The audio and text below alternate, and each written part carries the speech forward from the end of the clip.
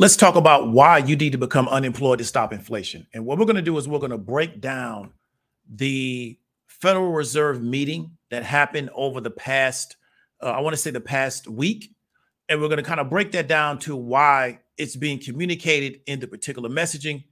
It's being communicated by Federal Reserve Chairman Jerome Powell, why they need they need unemployment to go up to try to combat inflation.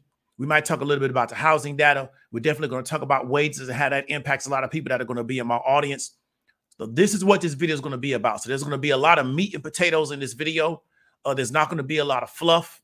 And this is who this video is going to be for, because we want to really get people to kind of understand is that their inability or their lack of desire to pay attention to these topics may be detrimental to them in 2023, may also be detrimental to them in 2024, right? And that's kind of what we want to talk about.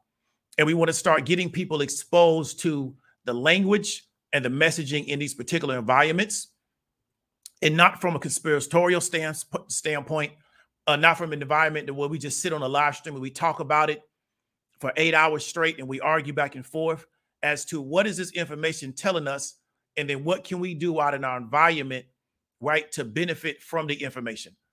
Because we're living in a different time period. So when I was a lot younger, you probably had to have CNBC. You definitely had to have cable to see this type of stuff live. Now it's being broadcast on the internet live through multiple platforms, right? So you have access to this information. It's really readily available.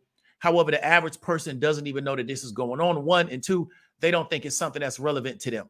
And so often when we get into the meat and potatoes of these issues is when we start to lose people. But it's via the meat and potatoes is where I've been able to become profitable, and also where I've been able to help other people learn how to take this information and also become profitable, right? And that's what we're really going to talk about. So really quickly, this show is sponsored by the highest paid online. It's an options training academy. It's for the person that doesn't like the fact that they don't make enough money to really live the life that they desire. They don't like the fact that they got to take a lot of time out of their life to make the money that they make. And they don't like the fact that even though their grocery bill, their energy bill, their housing, their travel has gone up, their income still stays fixed. Because we've taken into account this particular situation that we're in, because we've taken into account this really, really high inflation rate. So we started what we call our Black Friday sale early, right? So we're having an early Black Friday sale for the VIP program. So we're going to give a 20% discount on the VIP. That's going to take a good chunk out of that particular cost. It's going to lower it to maybe where it was almost a year ago. That discount code is going to be NOV20. The discount code does work. I've tested it. If you have any issues, let me know. And then we're going to run this particular code for a certain amount of days. Then we're going to step the discount down to a smaller amount. So you don't have forever to try to figure out what direction you want to go into, because this economy is not going to stop for anybody. What I want to really encourage you to do is create a plan for how you're going to put yourself in the best position to be successful and execute on the plan. Stop waiting for this miraculous thing to happen in your life that you think is going to change everything for you, that doesn't involve you acting towards that particular change, right? So we've taken into account the economic situation. We've taken into account the high inflation. So for the VIP program, we're going to give you 20% off. That's going to last a certain amount of days, and then we're going to step down the discount to something else. And the discount is going to keep getting lower and lower as we get closer to the end of the month. So we're not going to do a 20% off on the core course, because essentially what I'll be doing is I'll be giving the core course away. And we shouldn't do that based on the value that's in the particular modules and the amount of time that we put in to try to make sure that people get successful in this program. So I want to encourage you, you're going to have about 7 days from tomorrow, which is Sunday, to take advantage of this discount code. And then it's going to go down to a lower discount. And then we're going to keep stepping it down all through the month of November, right? So let's get back to the content, okay? So what I want you to understand is that what is happening is that they're giving you the plan in front of you. And they do this all across the economy. So if you live in a particular city, they have city council meetings. They have meetings where they talk about city plans. And based on how the city's chartered, based on the state laws, they have to do it in public. They can't do it in private. But they know, based on human behavior and based on the amount of distractions they have in the economy, the average person is not going to pay attention to it. Therefore, they don't know that these changes are coming. Therefore, they get caught up in it. So what most people are going to be doing this weekend is worrying about everything else except this, right? The segment of the population going to be worried about Kyrie Irving. Kyrie Irving has made $100 million so far in the NBA. If he quits today, he should have enough money to retire forever. So whether he is successful or unsuccessful in his situation, it won't change your life. But the information that we're going to talk about today, it definitely is going to impact a lot of people, especially a lot of people that are in my audience based on the demographic and based on their lineage in America. So let's get right into it. We don't need to prolong the point. We're going to get right to the content because, like I say, this is going to be a meat and potatoes production.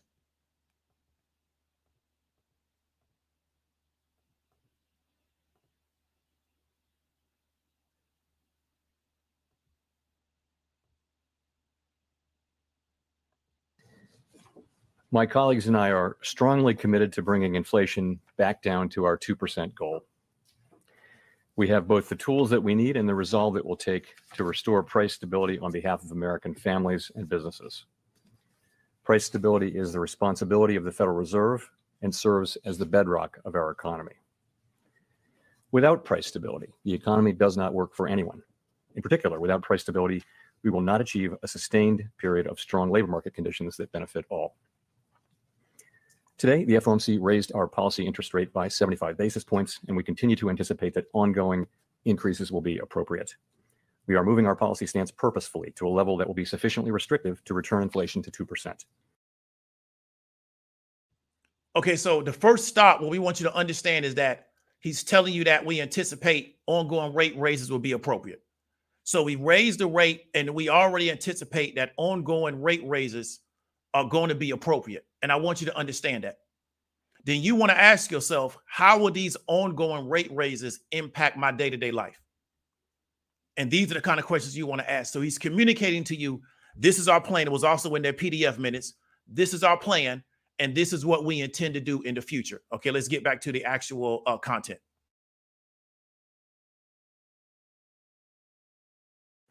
In addition, we're continuing the process of significantly reducing the size of our balance sheet. Restoring price stability will likely require maintaining a restrictive stance of policy for some time. I will have more to say about today's monetary policy actions after briefly reviewing economic developments. The U.S. economy has slowed significantly from last year's rapid pace.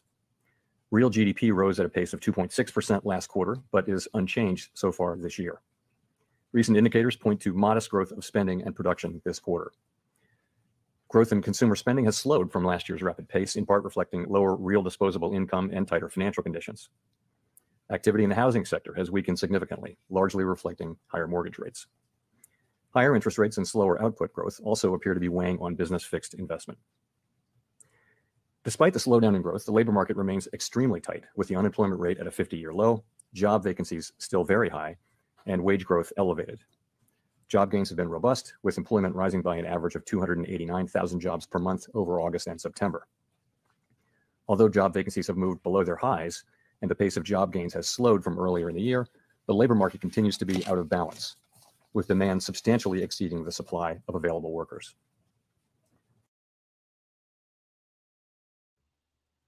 Okay, so what I want you to understand is that 154, he talked about higher interest rates seem to be weighing on business fixed investment. Now, the reason why I was stopping here, because you want to kind of understand how the economic system works, right? So let's say it's business XYZ, and I'm able to go into the capital markets. I'm able to go into the capital markets, and I'm able to get access to capital to build out a new factory. And the reason why I'm able to do that is because the cost of capital is relatively low. So I don't mind financing the build of a business, the build of a warehouse that, let's say, hypothetically will employ 10,000 people, because the cost of capital is so low, I can finance that at a very, very low rate, fill it up full of employees, right? And then now put them to work, and I can pay that back over time based on that particular business or that particular warehouse or factory being productive to me, right? As they continue to raise the cost of capital, businesses are going to contract their expansion. Why? Because the cost of capital is too expensive. Therefore, without the expansion, it will impact employment because we don't expand now. So we don't take on projects that'll make us more productive, which would necessitate the demand for more employees. Because now what can a business do? As the cost of capital goes up, right? So let's say the Fed rate is 4%. Let's say the 2-year treasury is 4%. Right? Now, what can I do to try to raise more capital? what I can do so let's say I want to still build the building, but I want to raise more capital. I can do an offer, which would dilute my shares, right? Which can drive down my share price. So I can do an offer, dilute my shareholders, which may drive down my share price. I can sell a bond, but the challenge with selling a bond now is that if I'm an investor looking to get a return on capital, and I can go into the treasury market and buy a 2-year to get 4% at what we call the risk-free rate, because I'm buying something that's considered a government security. So I can get a 4% at a risk-free rate over 2 years. I can go to company XYZ. I may demand a 7 or 8% because there's a risk they don't pay me. You feel me? So you have to understand, for businesses now looking to get capital to expand, unless you're maybe Apple or maybe Google or maybe even Amazon, it can be more difficult to go into the capital markets and find ways in which to raise capital because the rate keeps going up. So then what that does is it contracts expansion, which now can impact employees. Because we need businesses to expand to hire more people. So most time when businesses are in an expansionary phase, they're hiring more people to support the expansion. The rate raising is going to contract business expansion. And he spoke to that in this particular document, in this video at around 154. Then he also at 229 said labor market's out of balance. The demand exceeds the supply of workers, right? So I want to say maybe 6 months ago, he said it was a 3-to-1. Now he's saying it's a 2-to-1. They want it really, they're going to say 1-to-1, but they really want more people looking for work than there are jobs in this particular economy. That works better for them. Because then what does it also do? It pushes wages down. And so this is what I want people to understand. The average American is an independent contractor. They don't work. They don't get their job as a result of organized labor. Therefore, what they get paid is not negotiated before they ever take the job. Organized labor already has determined what we're going to get paid for this job before the person ever takes the job. Everybody else has to negotiate. A lot of times they take what they can get, right?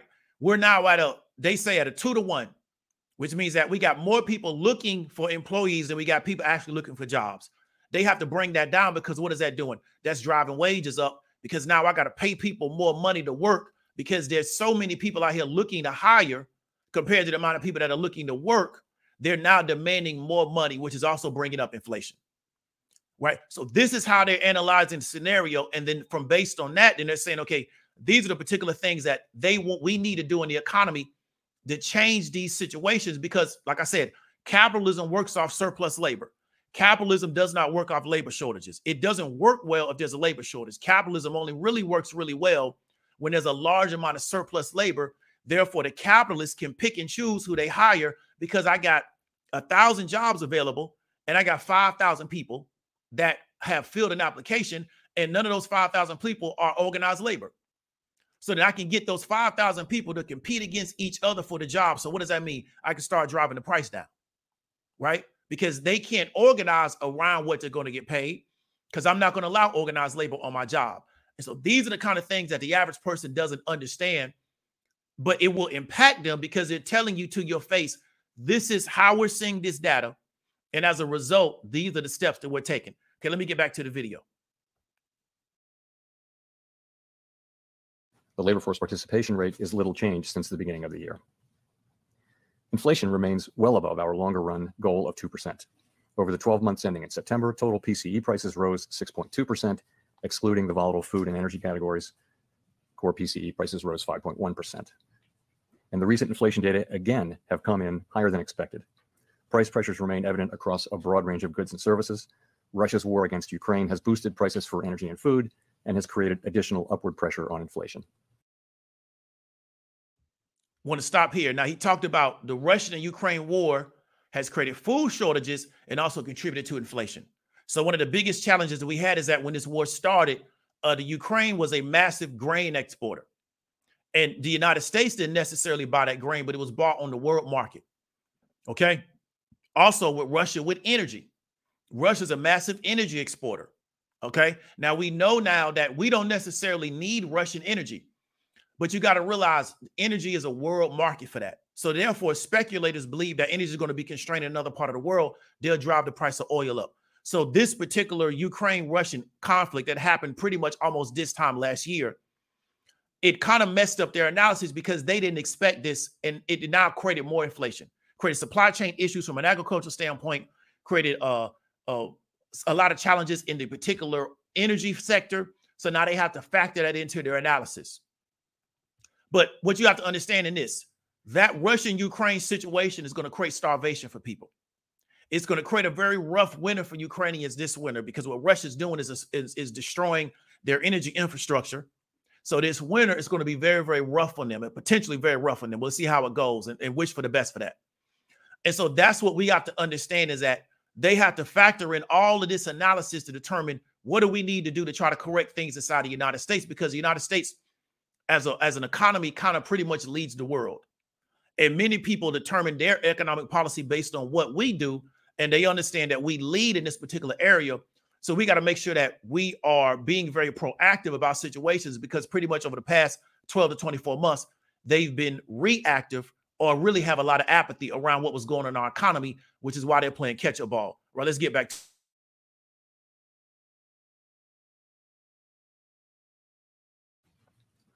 Despite elevated inflation, longer-term inflation expectations appear to remain well anchored, as reflected in a broad range of surveys of households, businesses, and forecasters, as well as measures from financial markets.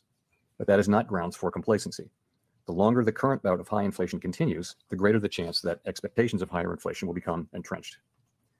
The Fed's monetary policy actions are guided by our mandate to promote maximum employment and stable prices for the American people. My colleagues and I are acutely aware that high inflation imposes significant hardship as it erodes purchasing power, especially for those least able to meet the higher costs of essentials like food, housing, and transportation. We are highly attentive to the risks that high inflation poses to both sides of our mandate, and we're strongly committed to returning inflation to our 2% objective. At today's meeting, the committee raised the target range for the federal funds rate by 75 basis points. And we are continuing the process of significantly reducing the size of our balance sheet, which plays an important role in firming the stance of monetary policy. With today's action, we've raised interest rates by 3.75 percentage points this year. We anticipate that ongoing increases in the target range for the federal funds rate will be appropriate in order to attain a stance of monetary policy that is sufficiently restrictive to return inflation to 2% over time. Financial conditions have tightened significantly in response to our policy actions, and we are seeing the effects on demand in the most interest rate sensitive sectors of the economy, such as housing. Now, what he said is that a lot of people were looking for when they watched this particular meeting is that further interest rate raises at 442 would be appropriate. And because what the market is doing is the market is trying to forecast or discount the rate raises. And what the narrative was in the market pretty much over the past month is that they're going to raise what was last week for November. And then in December, they're probably either going to pause or not raise. What he just said is that further rate raises are most likely going to be appropriate. And what he's trying to get the bond market especially, but he's also trying to get the equities market to realize and get the traders to realize is that it's very likely we continue to raise rates based on the current economic data that we have in front of us right now. And he's been saying this consistently over the past 6 months to a year. But the problem is this, and this is why I tell people, most of these guys that are running these funds, most of the people in financial media, they understand their audience only understands the market going up. They don't have the ability to really, one, make money when the market goes down. They may not have a short book. They may not play the downside of the market. And most people really only understand, I put money into an investment and it goes up. They don't understand that money can be made with the market going down. So then what we have to do is keep communicating to the public that, well, eventually the market is going to go back up because they're going to soften the rate. Because a lot of the funds, a lot of the fund managers, their fund has been down the whole year because we're in November. The year's pretty much over. Once we have Thanksgiving in 2 weeks, this year's a wrap, right? It's not going to reverse itself. I don't think the past 6-7 weeks of the year. So the S&P's down like 20-something% almost. The NASDAQ is probably down over 20%. And now, so people are negative for the year. They're going to have to finally accept that, you know what? We're just going to have to write this year off the books as a negative year for our fund because the chairman is communicating to us that further rate raises are going to probably most likely be appropriate based on the data we currently have in front of us. Okay, let's keep going.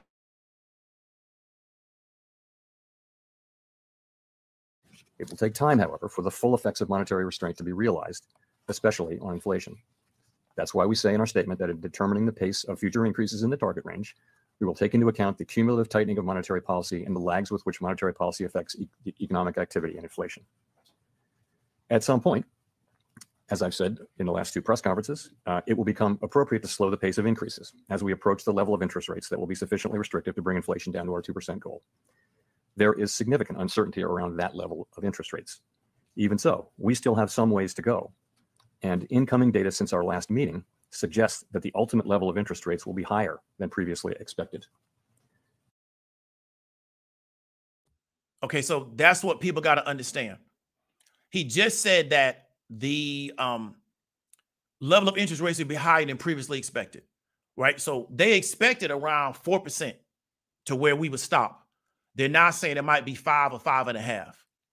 Well, because what he's saying is that based on the data, inflation is a lot more resistant in this economy based on what's going on in the world. Inflation is a lot more sticky than what we previously thought. So we may have thought that we could stop at a 4% Fed funds rate. We may not have to get to a 5 or 5.5%. And this is what I was telling the people. I was looking at the CPI data. I was looking at the PCE data. And the last maybe 2 to 3 reports surprised me because why? The inflation is not leaving the economy. It's not going up, but it's just staying there. It's very sticky. And so you got to really worry about that because they're continuing to use these tools. And even though they're going to take time, the economy is not responding to this stuff the way I might have thought they would. So I was wrong on my expectation because I thought they would be reversing by now. But the inflation is not leaving the economy yet. And so what they want to make sure that they do is that even if it doesn't go up, it just stays at a level. People start to become familiar or normal to paying these high prices. But what they're worried about is it staying flat and stopping back up, let's say in the spring, which is when I think we're really going to get our recession. And that's what they're worried about. They're worried about them taking their foot off the gas. And then in March or maybe April, we start seeing these high inflation numbers start coming back in, especially if we have an issue again in the energy sector, because then they're going to be in trouble because then now they're back to playing catch up ball, right? So they really are worried about that. And we're going to get into why I think that this thing is going. But you have to understand is that they're worried about, and Katrina just said it, it may be entrenched. Now they're going to say it's not entrenched, but it could be because they're not going to admit it till we realize over consecutive quarters, over consecutive months, that we're getting the same data reports over and over and over again. Now we got to go through extreme measures, which means they may have to start hitting you with 1% raises, which definitely will cause a recession. So these are the kind of things that they're worried about based on the data that they're getting. Even though the data is lagging, they don't want to look forward. They can only look at the present and look back based on how their particular tools work. All right, let's keep going. Our decisions will depend on the totality of incoming data and their implications for the outlook for economic activity and inflation. We will continue to make our decisions meeting by meeting and communicate our thinking as clearly as possible. We're taking forceful steps to moderate demand so that it comes into better alignment with supply. Our overarching focus is using our tools to bring inflation back down to our 2% goal and to keep longer-term inflation expectations well anchored. Reducing inflation is likely to require a sustained period of below-trend growth and some softening of labor market conditions. Okay, so that's one of the most important things I think he said as of yet, right? He said 621, below trend growth and softening of labor market conditions. This is why I want people to understand how this is going to impact their employment. Because if businesses are not expanding, which means that we have a GDP that's under growth, which means businesses are not expanding, they don't need to hire people, which is what's going to soften the labor market. What they're telling you is going to do is that we're going to keep raising the rate. Businesses are not going to expand because of the high cost of capital in the economy, which means they don't need more people to go to work, this is how we think we're going to soften the labor market, because he's going to talk about, we don't necessarily want people to become unemployed, but what we're looking for is lack of new hiring, right? We don't want new hiring going on. And that's kind of how they're going to try to negotiate this. And so I think at 621, he said so far the most important thing, we're looking for below trend growth and softening of labor market conditions. Therefore, if you're an employee or a wage earner in this economy, ask yourself how a lack of growth in the economy is going to impact your situation. And you get paid based on hours worked and the consumer spending because they're confident about the economy, which means they go out in the world and spend money. And so these are the kind of places that they have to spend as central bankers to try to get a result. But they understand there's multiple variables that are going to impact the result. It's not this binary stuff that you get on the internet from people that don't have the responsibility of making really complex decisions. All right, let's get back to it. Restoring price stability is essential to set the stage for achieving maximum employment and stable prices in the longer run. The historical record cautions strongly against prematurely loosening policy. We will stay the course until the job is done. To conclude, we understand that our actions affect communities, families, and businesses across the country. Everything we do is in service to our public mission. We at the Fed will do everything we can to achieve our maximum employment and price stability goals. Thank you, and I look forward to your questions. Thank you, Colby. Thank you. Colby Smith with the Financial Times. On the need to slow the pace of rate increases at some point, is a downshift contingent on a string of better inflation data specifically between now and, let's say, the December meeting? Or is that something that the Fed could potentially proceed with independent of that data, given the lag effects that you mentioned? So a couple of things on that. We do need to see inflation coming down decisively, and good evidence of that would be a series of down monthly readings. Of course, that's what we'd all love to see, but I've never thought of that as the appropriate test for slowing the pace of increases or for identifying the appropriately restrictive level that we're aiming for. We need to bring our policy stance down to a level that's sufficiently restrictive to bring inflation down to our 2% objective over the medium term. How will we know that we've reached that level? Well, we'll take into account the full range of analysis and data that bear on that question, guided by our assessment of how much financial conditions have tightened, the effects that tightening is actually having on the real economy and on inflation, taking into consideration lags, as I mentioned. We will be looking at real rates, for example, all across the yield curve and all other financial conditions, and as we make that assessment. Hi, Howard Schneider with Reuters. Look, I'm sure there's going to be tons of confusion out there about whether this means you're going to slow in December or not.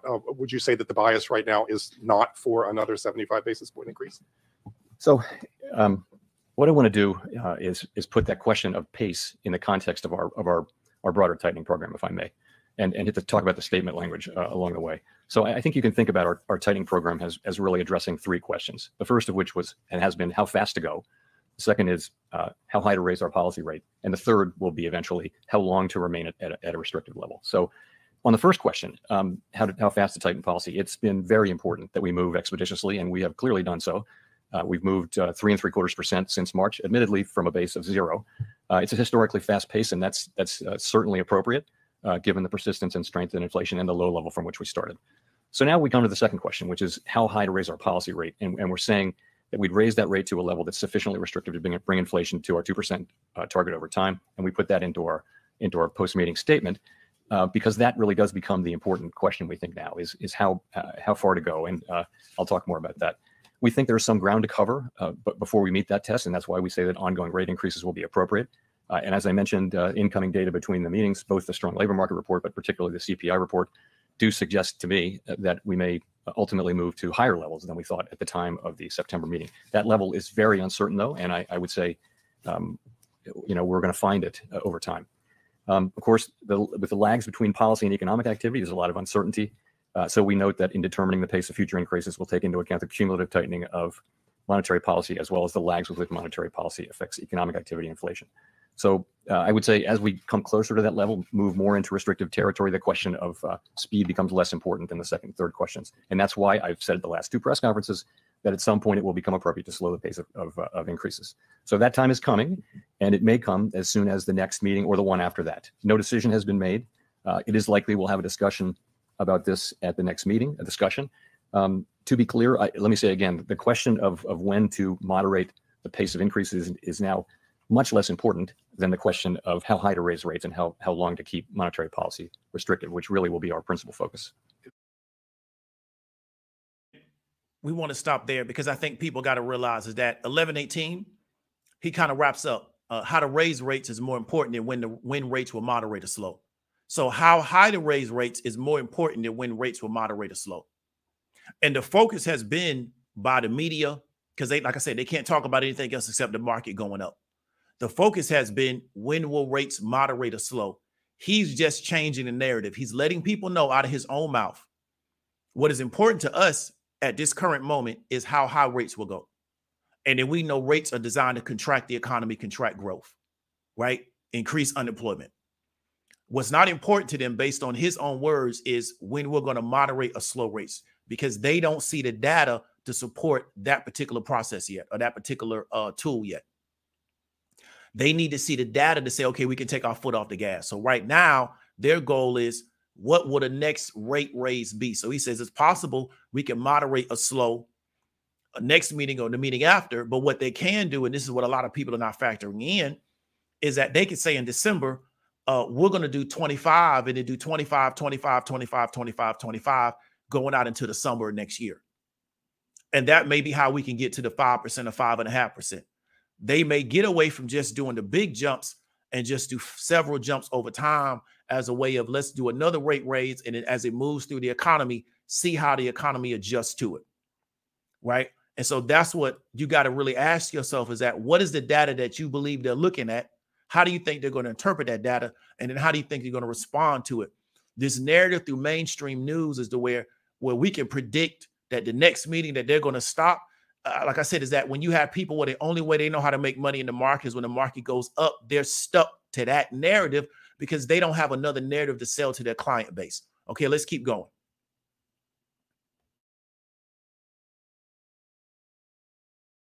If I could follow up on that, to what degree was there an importance or weight given to a need to signal this possibility now, given all the concerns really around the globe about Fed policy sort of driving ahead and everybody else, dealing with their own stress as a result?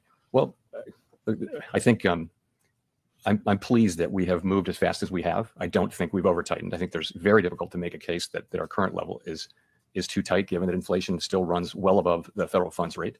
So I think that at this meeting, the last two meetings, as I've mentioned, I've said that there would come a point, and this was a meeting at which we had a discussion about what that might mean, and we did discuss this. And as I mentioned, we'll discuss it again in December. But there's I don't have any sense that we've over tightened or moved too fast. I think it's been good and a successful program. That we've gotten this far this fast. Remember though that we still think there's a need for ongoing rate increases, and we have some ground left to cover here, and cover it we will.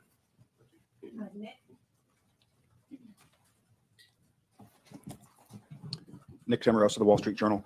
Chair Powell, core PCE inflation on a 3 or 6 month annualized basis and on a 12-month basis has been running in the high 4s, close to 5%.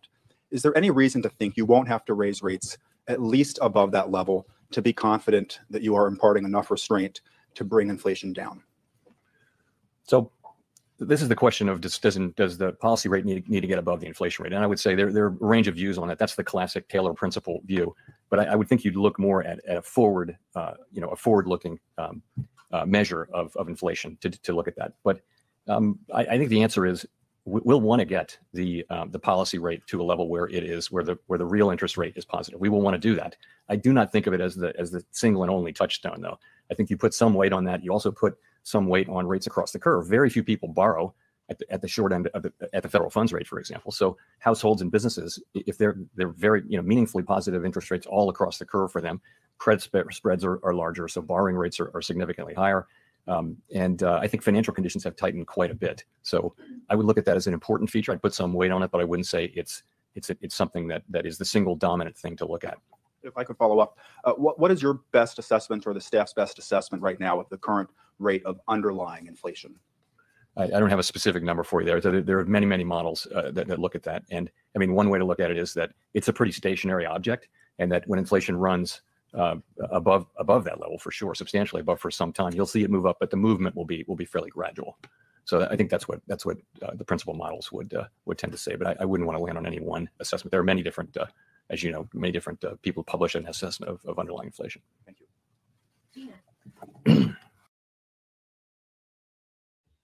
Okay, so let's stop right here because we talked about 1449, the belief that the rate has to be above inflation to bring it down. Therefore, if inflation is 2%, right, then the rate has to be greater than 2%. So that's kind of what we're saying. They're saying that they want to get the rate down to a 2% rate. They say they want inflation to be around 2%. Does that mean that the rate has to be greater than 2%? And then that can cause a challenge of that if the actual inflation rate is 5 to 8%. Then what does the actual federal funds rate need to be?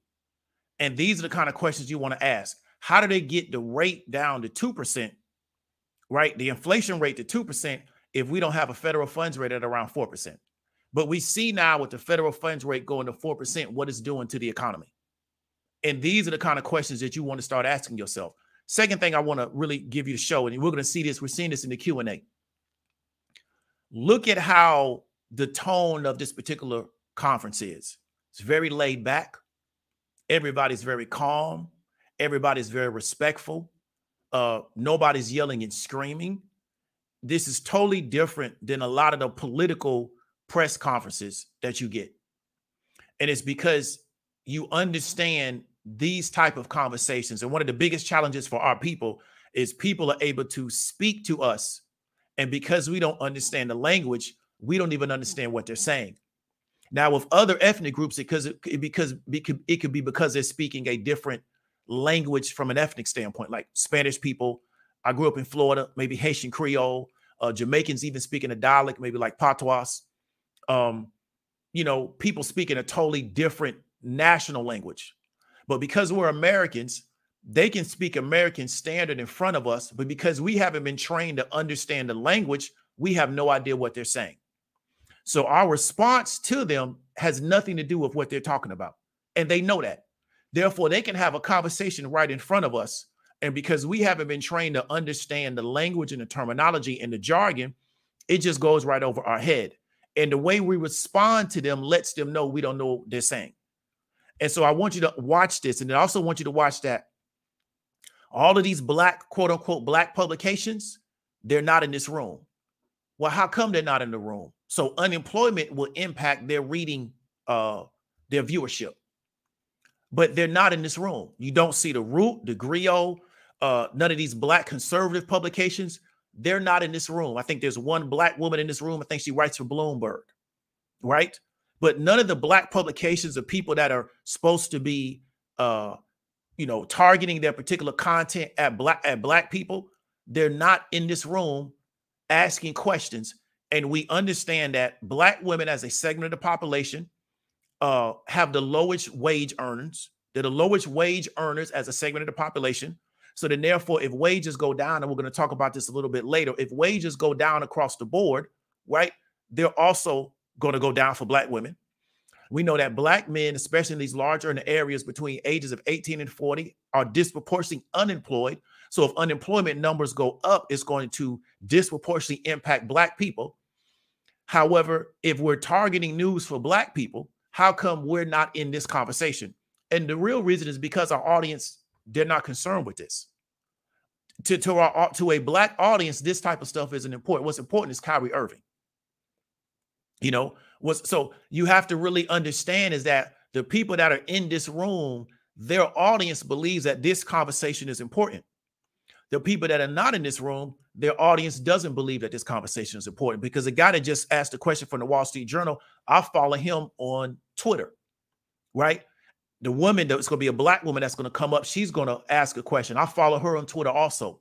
But we don't have black publications in this room because they don't believe their audience thinks this type of information is important, even though they have an audience that is disproportionately impacted by unemployment. And they also have an audience where they represent the lowest wage earners in the United States. Therefore, if wages go down, it's going to negatively impact their audience, right? But their audience doesn't believe that this type of conversation is important. And so these are some of the challenges that we're going to run into, is where, like I said, they can present this in front of you and you don't understand what they're saying because you haven't done the study and the research and put the time in, and they know that. Or you just ignore it, and then when it impacts you, they can now say, well, this is the solution, but it's not a solution once you understand how this actual situation actually works. Let's get back to it. I didn't want to sidetrack it. Hi, Chair Powell. Thank you for taking our questions. Gina Smiley with New York Times. I wondered, do you see any evidence at this stage that inflation is or is at risk of becoming entrenched? Is inflation becoming entrenched? So I guess I would start by pointing to expectations. So if we saw longer term expectations moving up, that would be very troubling. And they were moving up a little bit at the middle part of this year, and they've moved now back down. That's one piece of data. Shorter term inflation expectations moved up between the last meeting and this meeting. And we don't think those are as indicative, but they may be important in the wage setting process. There's a school of thought that believes that. So that's very concerning.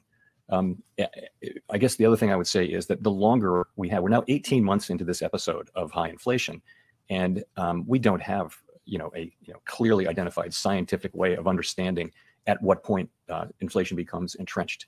And so the thing we need to do from a risk management standpoint is to use our tools forcefully but thoughtfully and get inflation under control, get it down to 2%, get it behind us.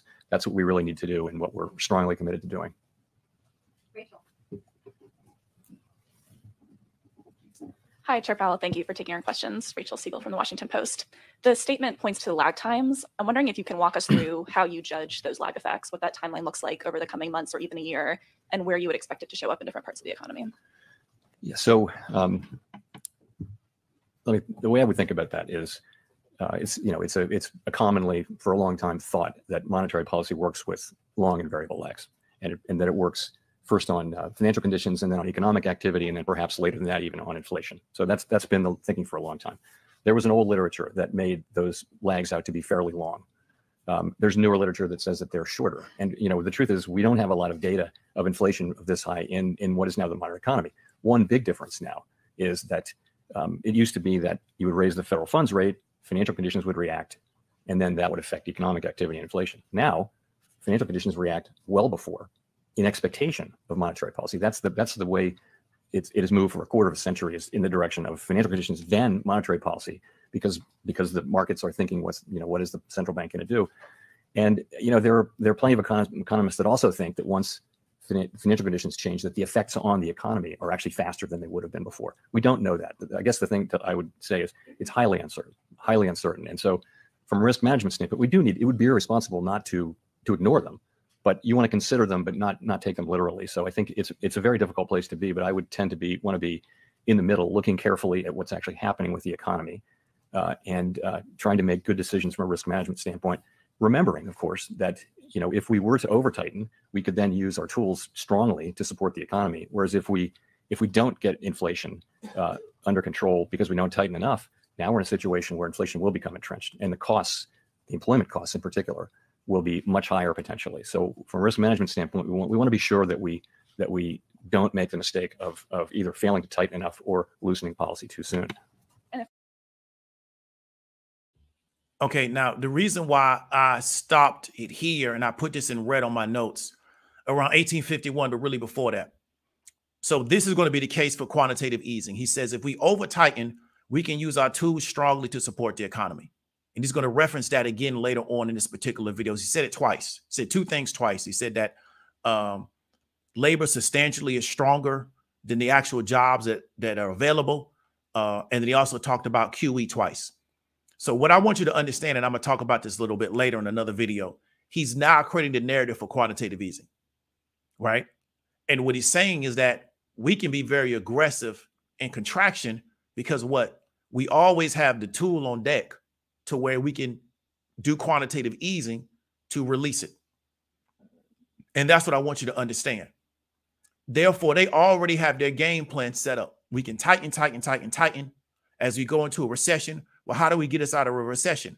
We just do easy money policy again. And this is where you have to kind of understand the cycle. And then once you understand the cycle, then you kind of know where the economy is going to go because you understand what tools are available to the central bank. And then how do you believe they're going to use those tools based on their goals? And we understand that we live in a society that really doesn't work without easy monetary policy. And this is why people like Cathie Wood, people like Elon Musk are asking for the Fed to already right now reverse policy because their business model doesn't work without easy money policy, right? They need a lot of liquidity in the economy. And what's going on right now is they're pulling liquidity out of the economy. The Fed is unwinding their balance sheet. They're not buying these particular assets anymore. And that's what I want you to understand. He just told you the narrative of the case for quantitative easing. It's going to go over a lot of people's heads because they don't even know what quantitative easing is, right? Then therefore, when things happen in this economy, they're going to blame the president. They're going to blame this person, that person. But it has nothing to do with that. It has to do with monetary policy. And they don't understand the life I live is a result of monetary policy. It's not just because you work hard and you're real smart. is because there's a certain amount of liquidity in the economy that allows you to live the life that you live. And when you don't understand these things, then you don't know why you live the life that you live. So when they take it from you, you don't know why they took it from you because you don't know why you got it in the first place. Let's keep going.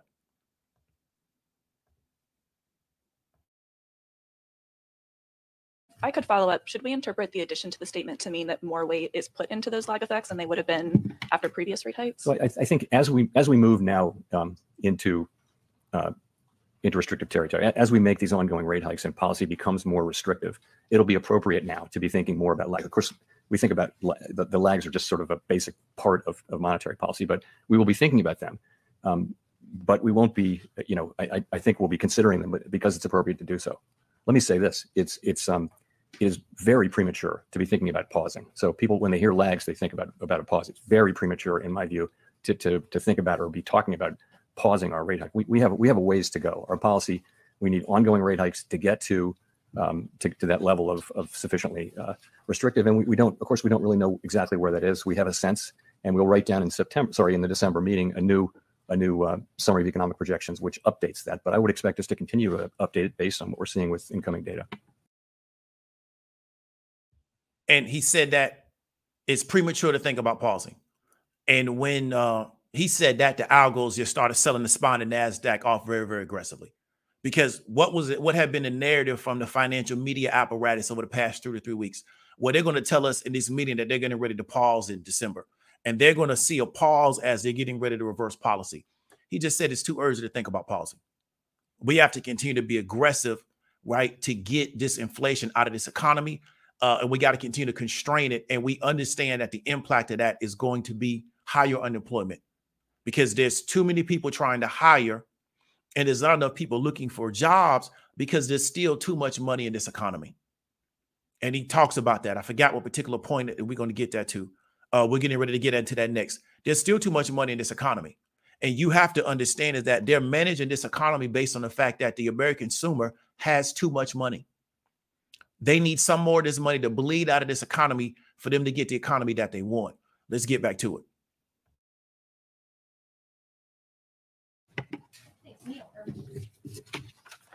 Thanks, Chair Powell, Neil Irwin with Axios. As you look around the economy, the clearest impact of your tightening so far has been on housing, maybe some venture-funded tech companies. It's been relatively narrow in terms of labor market, consumer demand. A lot of sectors you don't see a ton of effect. Is the pathway and channels through which monetary policy works changing? Is it narrower than it used to be? And on housing in particular, are you at all worried that you're crimping housing supply in ways that might cause problems down the road? I don't know that the channels through which policy works have changed that much. I would say a big channel is the labor market, and the labor market is just very, very strong, very strong. And households, of course, have strong balance sheets. And so we go into this with a strong labor market and excess demand in the labor market, as you can see through many different things, and also with households who have strong spending power built up. So it may take time. It may take resolve. It may take patience. It's likely to get inflation down. I think you see from our forecasts and others that it will take some time. And you just heard it where he said that households have strong 2108, households have strong spending power, and the labor market is strong. It will take time to bring inflation down. What are we going to need to bring inflation down? Households bleed some of that money out of their pockets or their savings, and the labor market gets weaker.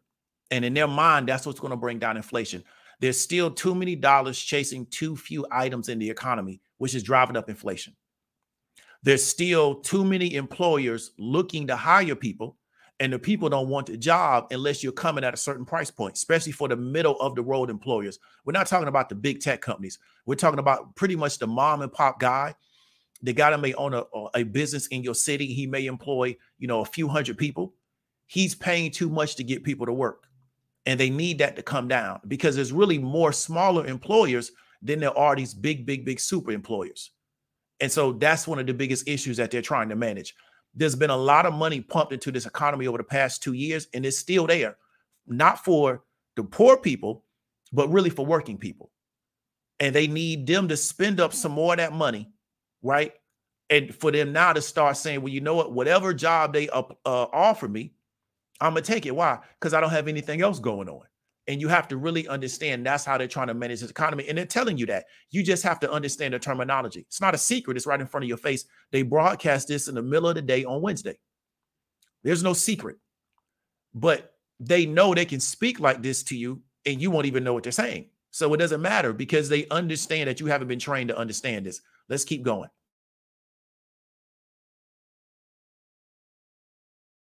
For inflation to come down, it'll take time, we think. So, sorry, was I getting to your question there? Oh, housing, the housing part of it. Yeah. So, we look at housing. Of course, housing is significantly affected by these higher rates, which are really back where they were before the global financial crisis. They're not historically high, but they're much higher than they've been. And you're seeing housing activity decline. And you're seeing housing prices growing at a faster rate, and in some parts of the country declining. I would say the housing market was very overheated for the couple of years after the pandemic as demand increased and rates were low. We all know the stories of how overheated the housing market was, prices going up, many bidders, no conditions, that kind of thing. So the housing market needs to get back into a balance between supply and demand. We're well aware of what's going on there. From a financial stability standpoint, we didn't see in this cycle the kinds of poor credit underwriting that we saw before the global financial crisis. Housing credit was very much more carefully managed by the lenders. So it's a very different situation and doesn't present doesn't appear to present financial stability issues. But no, we do understand that that's really where a very big effect of our policies is. Hi, Victoria Guida with Politico. I wanted to ask about the labor market. You mentioned early on again that job openings are very high compared to available workers. And I'm just curious to what extent you do and don't draw signal from that. So, for example, if wage growth is slowing and if maybe the unemployment rate starts to tick up, will that make you sort of decrease your focus on job openings? What do you see? Are wages what's really important? How are you thinking about the labor market as it relates to inflation? So we talk a lot about vacancies and the vacancy to unemployed rate, but it's just another data series. It's been unusually important in this cycle because it's been so out of line, but so has quits, so have wages. So we look at a very wide range of data on the labor market. So I'd start with unemployment, which is typically the single statistic you would look to, is at a 50-year low, 3.5%. We're getting really nothing in labor supply now. We had, I think, a very small increase this year, which we thought we would get that back. Most analysts thought we would get some labor supply coming in. You mentioned wages. So I guess I would characterize that as sort of a mixed picture. It's true with average hourly earnings you see. So I would call it a flattening out at a level that's well above the level that would be consistent over time with 2% inflation, assuming a reasonable productivity there. With the ECI reading this week, again, a mixed picture. The headline number was a disappointment. Let's just say it was high. It didn't show a decline. There's some rays of light inside, that if you look at private sector workers, that did come down. The compensation did come down. But overall, though, the broader picture is of an overheated labor market where demand substantially exceeds supply. Job creation still exceeds, the level that would hold the market where it is. So that's the picture. Do we see? We keep looking for signs that sort of the beginning of a gradual softening is happening. And maybe that's there, but it's not obvious to me because wages aren't coming down; they're just moving sideways at an elevated level, both ECI and average hourly earnings. We would love to see vacancies coming down, quits coming down. They are coming down. Vacancies are below their all-time high, but not by as much as we thought because the data series is volatile. We never take any one reading. We always look at 2 or 3. So it's a mixed picture. I don't see the case for real softening just yet, but we look at, I guess as I just showed you, we look at a very broad range of data on the labor market. So do you see wages as being a significant driver of inflation? I think wages have an effect on inflation and inflation has an effect on wages. I think that's always been the case. There's always a going back and forth. The question is that really elevated right now? I don't think so. I don't think wages are the principal story of why prices are going up. I don't think that. I also don't think that we see a wage price spiral. But again, it's not something you can, once you see it, you're in trouble. So we don't want to see it. We want wages to go up. We just want them to go up at a level that's sustainable and consistent with 2% inflation. And, we do think that given the data that we have, that this labor market can soften without having to soften as much as history would indicate through the unemployment channel. It can soften through job openings declining.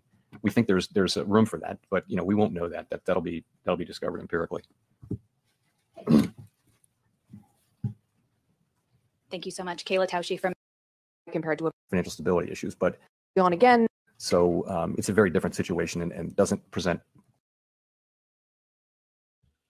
And the reason why I stopped it there because he spoke specifically to wages and unemployment, very specifically with that particular question. And like I said again, is that We have a lot of black, quote unquote, black publications. We have a lot of publications on YouTube that are supposed to be targeted at a black audience, whether it be male or female.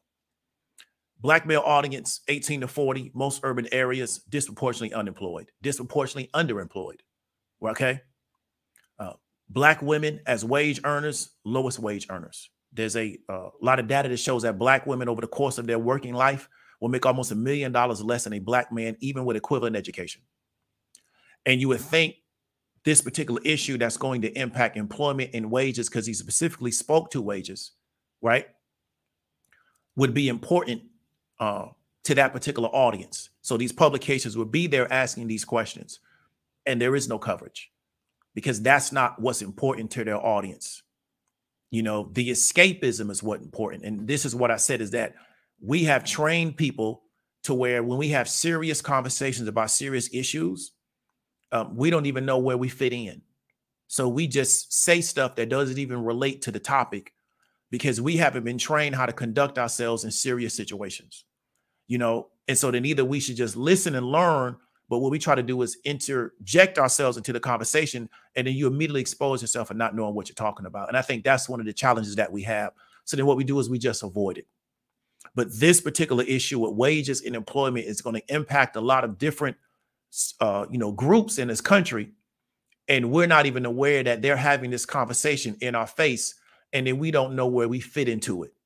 Right. And so that's what we're going to repeat this, because I want people to really listen to what he said about his analysis of wages and unemployment. Let's get right back to it. Potential financial, doesn't appear to present financial stability issues, but no, we do understand that that's really where a very big effect of our policies is. Victoria. Hi, Victoria Guida with Politico. I wanted to ask about the labor market.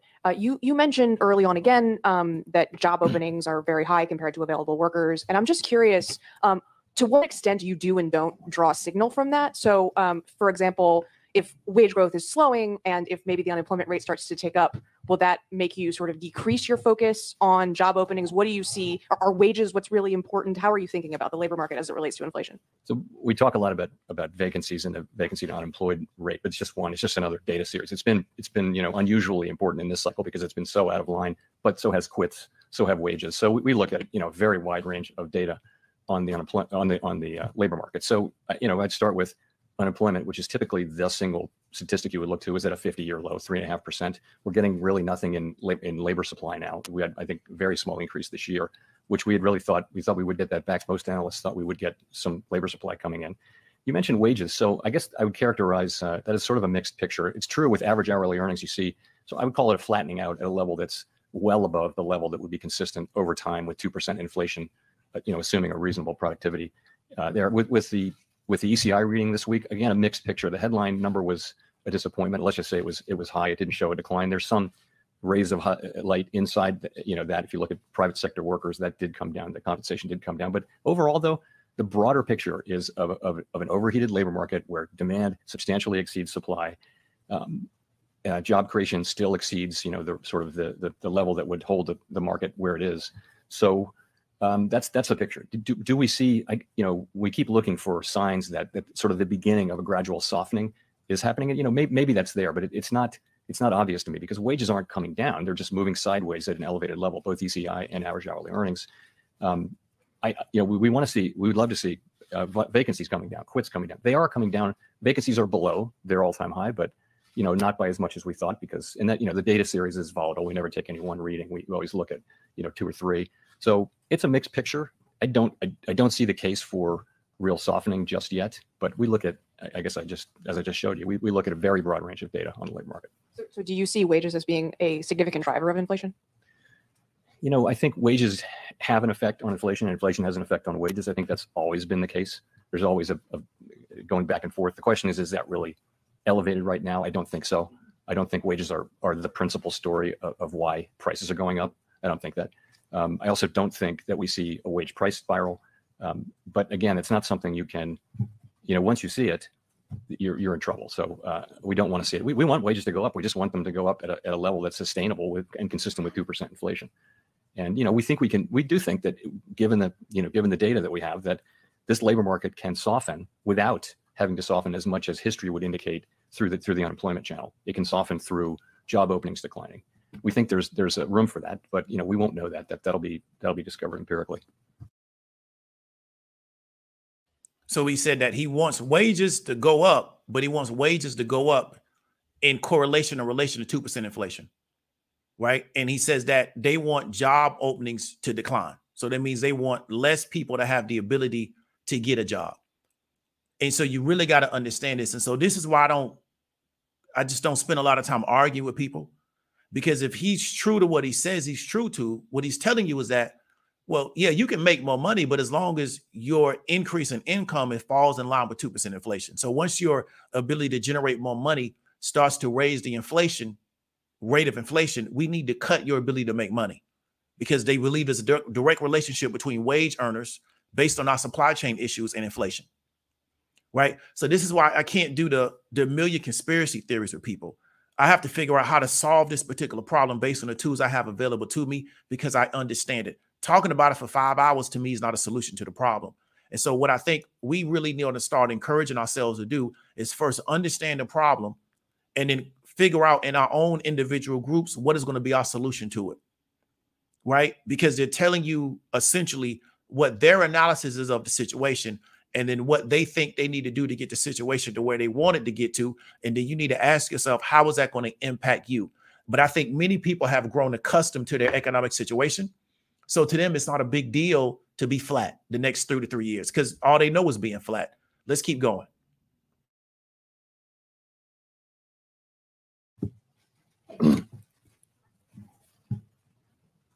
Thank you so much. Kayla Tausche from CNBC. Earlier last month, the United Nations warned that there could be a global recession if central banks didn't change course. The new UK Prime Minister warned of a profound economic crisis there. And I'm wondering how the Fed is weighing international developments in light of a very strong economy here in the US that would seem to be bucking those trends. So, of course, we keep close tabs on economic developments and also geopolitical developments that are relevant to the economy abroad. We're in very frequent contact with our foreign counterparts, both through the IMF meetings and the regular meetings with central banks that we have, and I have one this weekend with many central bankers. So we're in touch with all of that. So I guess it's clearly a difficult time in the global economy. We're seeing very high inflation in Europe, significantly because of high energy prices related to the war in Ukraine, and we're seeing China's having issues with the zero COVID policy and much slower growth than we're used to seeing. So we see those difficulties. The strong dollar is a challenge for some countries, but we take all of that into account in our models. We think about the spillovers and that sort of thing. Here in the United States, we have a strong economy, and we have an economy where inflation is running at 5%. Core PCE inflation, which is a really good indicator of what's going on for us, is the way we see it, is running at 5.1% on a 12-month basis, and sort of similar to that on a 3, 6, and 9-month basis. So we know that we need to use our tools to get inflation under control. The world's not going to be better off if we fail to do that. That's a task we need to do. Price stability in the United States is a good thing for the global economy over a long period of time. Price stability is the kind of thing that pays dividends for our economy for decades, hopefully, even though it may be difficult to get it back. Getting it back is something that provides value to the people we serve for the long run. If I could just follow up on that. Thank you. The Fed has acknowledged in the past that the tools that you have don't affect things like energy and food prices that stem from some of those conflicts overseas. And they're some of the biggest pain points for consumers. So as you pursue the current path that you've outlined, is there a risk that some of those prices simply don't come down? So we don't directly affect, for the most part, food and energy prices, but the demand channel does affect them just at the margin. The thing about the United States is that we also have strong, in many other jurisdictions, the principal problem really is energy. In the United States, we also have a demand issue. We've got an imbalance between demand and supply, which you see in many parts of the economy. So our tools are well suited to work on that problem, and that's what we're doing. You're right, though. We don't, the price of oil is set globally, and it's not something we can affect. I think by the actions that we take, though, we help keep longer term inflation expectations anchored and keep the public believing in 2% inflation by the things that we do, even in times when energy is part of the story of why inflation is high. Hi, Chair Powell, Janelle Marti with Bloomberg. So the Fed is facing 2 more ethics-related incidents with the revision of the financial statements from President Bostic and President Bullard speaking at a closed event. So some senators like Elizabeth Warren are saying that this is a sign of greater ethics problems at the Fed. Could you talk about what this does to the public's trust in the bank and what the Fed is doing to prevent this kind of behavior from becoming common? Sure. So you're right. The public's trust is really the Fed's and any central bank's most important asset. And anytime one of the policymakers violates or falls short of those rules, we do risk undermining that trust. And we take that very seriously. We do. So at the beginning of our meeting yesterday, actually, we had a committee discussion of the full committee on the importance of holding ourselves individually and collectively accountable for knowing and following the high standard that's set out in our existing rules with respect to both personal investment activities and external communications. We've taken a number of steps, and I would just say we do understand how important those issues are. I would say that our new investment program that we have is up now and running, and actually it was through that the problems with President Bostic's disclosures were discovered when he filed his new disclosures. That's, we now have a central group here at the Board of Governors that looks into disclosures and follows them and approves people's disclosures, and also all of their trades. Any trade anyone has to make was covered has to be pre-approved. And there's a lag. It has to be pre-approved 45 days before it happens. So there's no ability to game market. So it's a really good system. It worked here. And I think we all said to each other yesterday morning, we recommitted to each other and to this institution to hold ourselves to the highest standards and avoid these problems. Do you have an update on the investigations that are pending? I don't. So as you know, I referred the matter concerning President Bostic to the Inspector General. And once that happens, I don't discuss it with the Inspector General or with anybody. It's just the Inspector General has the ability to do investigations. We don't really have that. So that's what he's doing. Michael McKee from Bloomberg Television and Radio. Earlier this year, you touted the 3-month bill yield out to 18 months as the yield curve with 100% explanatory power. And you said, quote, if it's inverted, that means the Fed's going to cut, which means the economy is weak. That curve is only 2 basis points away from inversion now. So I'm wondering why you are so confident that you have not over-tightened, particularly given that rates work with a lag. Well, so we do monitor the near-term forward spread. You're right. And that's been our preferred measure. We think it, just empirically, it dominates the ones that people tend to look at, which is 2s, 10s, and things like that. So it's not inverted. And also, you have to look at why why the rate curve is doing what it's doing. It can be doing that because it expects cuts or because it expects inflation to come down. In this case, if you're in a situation where the markets are pricing in significant declines in inflation, that's going to affect the forward curve. So yes, we monitor it. You're right. And that's what I would say. If I could follow up. You also said several meetings ago that the risk of doing too little outweighed the risk of doing too much. Is what you're trying to tell us today is that risk assessment has changed a little bit? Well, what's happened is time has passed and we've raised interest rates by 375 basis points. I would not change a word in that statement, though. I think until we get inflation down, you'll be hearing that from me. Again, if we over tighten, and we don't want to, we want to get this exactly right. But if we over tighten, then we have the ability with our tools, which are powerful, to, as we showed at the beginning of the pandemic episode, we can support economic activity strongly if that happens, if that's necessary. On the other hand, if you make a mistake in the other direction and you let this drag on, then it's a year or two down the road and you're realizing inflation behaving the way it can, you're realizing that you didn't actually get it. You have to go back in. By then, the risk really is that it has become entrenched in people's thinking. And the record is that the employment costs, the cost to the people that we don't want to hurt, they go up with the passage of time. That's really how I look at it. So that isn't going to change. What has changed, though, you're right, is we're farther along now. And I think as we're farther along, we're now focused on that. What's the level we need to get to rates. And I don't know what we'll do when we get there. By the way, we'll have to see. There's been no decision or discussion around exactly what steps we would take at that point. But the first thing is to find your way there. Okay, and so at 35-14, he gave another reference to QE, where he explained that if we tighten too much, we have the tools to bring it back. And that's what I want people to understand, is that this particular cycle we're on is just tighten QE. And most people may not know it because we had QE for so long that it became normal to most people, to where the economy just was flush with a lot of money. Therefore, now that they're tightening, it's abnormal to people to have the rates to be so high because the rates were so low for so long, because even right before the pandemic, the rate really wasn't that high. They just really lowered it just because of the pandemic. Most people don't know what it's like to try to get financed and to buy cars and to buy homes where the rate now is, 3.5%, 4%, maybe even higher.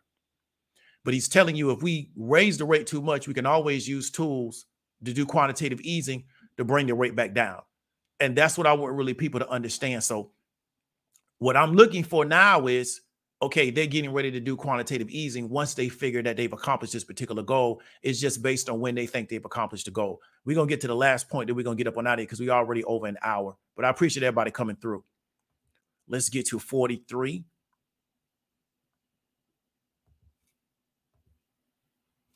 See, can we get it to play? Edward Lawrence with Fox Business. Thank you, Fed Chairman. So how big of a headwind is all the fiscal spending to what the Federal Reserve is trying to do to get inflation back to the 2% target? In theory, it was a headwind this year, but I do think the broader context is that you have households that have these significant amounts of savings and can keep spending. So I think those two things do tend to sort of counterbalance each other out. It appears consumer spending is still positive. It's at pretty modest growth levels. It's not shrinking, but people are, the banks that deal with retail customers and many retailers will tell you that the consumers are still buying and they're still they're fine. So I don't know how big the fiscal headwinds are, and they haven't shown up in the way that we thought they would in restraining spending. So it must have to do with the savings that people have. What about the spending? There's tens of billions yet to be spent. I mean, from the Inflation Reduction Act, the American Rescue Plan, CHIPS Act, bipartisan infrastructure bill. How does that go and play into your thinking about the future? It's demand is going to have some support from those savings, and also from the strong demand that's still in the labor market. We still see pretty significant demand and a tightening labor market in some respects. Although I think overall, I would say it's not really tightening or loosening. So we see those things, and what those things tell us is that our job is going to require some resolve and some patience over time. We're going to have to stick with this. That's just we take all that as a given, but we know what our objective is, and we know what our tools can do, and that's how we think about it. Go to Nancy for the last question. Hi, Chair Powell. Nancy Marshall-Genzer from Marketplace. I'm wondering, has the window for a soft landing narrowed? Do you still think it's possible? Has it narrowed? Yes. Is it still possible? Yes. I think we've always said it was going to be difficult, but I think to the extent rates have to go higher and stay higher for longer, it becomes harder to see the path. It's narrowed. I would say the path is narrowed over the course of the last year, really. Hard to say. Again, I would say that the sort of array of data in the labor market is highly unusual, and to many economists, there is a path to. Ordinarily, there's a relationship to GDP going down and vacancies declining, translating into unemployment, or there's Okun's law. So all those things are relationships that are in the data, and they're very real. Data is a little bit different this time, though, because you have this tremendously high level of vacancies, and we think on a very steep part of the Beveridge curve. All I would say is that the job losses may turn out to be less than would be indicated by those traditional measures because job openings are so elevated and because the labor market is so strong. Again, that's going to be something we discover empirically. I think no one knows whether there's going to be a recession or not, and if so, how bad that recession would be. And our job is to restore price stability so that we can have a strong labor market that benefits all over time, and that's what we're going to do. Okay, so what they asked is that, do we think the window for the soft landing has narrowed? And he says potentially, but if you listen to his last saying is that he has already accepted, and I think this is what people don't really understand about when people are in certain positions. He's already accepted that there's going to be a blow to the labor market. That's not his concern. His concern is labor participation and inflation. Now, you may say, well, that's a catch-22. How can it be concerned with an employment level, but also want to create unemployment? Because he may believe that unless we actually get control over inflation, it's going to cause unemployment down the road. Because if the employer has to pay too much money to hire people, right, it's going to impact the situation because they can't hire. Then they're going to charge more money to the consumer, which means the consumer is going to buy less, which eventually will turn around and impact employment. So his attitude is that we'll end up chasing our tail anyway down the road. So let's go ahead and deal with it right now. But it's not the job of the Federal Reserve to predict a recession. It's their job to execute based on the tools that they have. And then it's the job, because the actual notification that we actually are in a recession doesn't come from the Fed Bank. It comes from a totally different office, right? And you have to understand is that it's their job. It's almost like the military, where your job is to worry about what your job is and not worry about other people's job. And what he's kind of trying to communicate to the market is that it's our job as central bankers. We have a particular mandate we've been given from Congress to do these things, and we're going to do those things until we get data that shows that those things are accomplished. And the trade-off may be these other things, but we can't worry about that, because if there is a recession, it's not going to impact them. They have enough money. It's going to impact the regular wage earner inside the United States, but especially the people that are currently most vulnerable.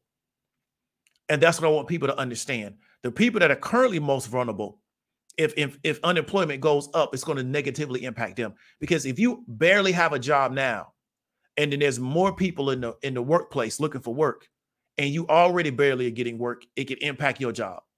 If you're unemployed currently, and there's more people looking for work, or there's more people competing for the few jobs that are available with you, if you already have income instability, you may get more income instability in the future. And then if you have all those things going on, and then we go into a recession, it can be harder for you to get out of that recession. And what we see with a lot of Americans, if they really go back through the lives of their families, is every economic downturn impacted their family negatively, and then they never was able to get out of it. And what we see with a lot of American families is that every economic downturn pushes their family farther and farther down the grove. And it's not about an individual person, it's about that group. But nobody wants to really have that conversation. So that's pretty much going to be this. We're going to go into one more video. We're going to go through the questions in the comments, and we're going to get up on out of here.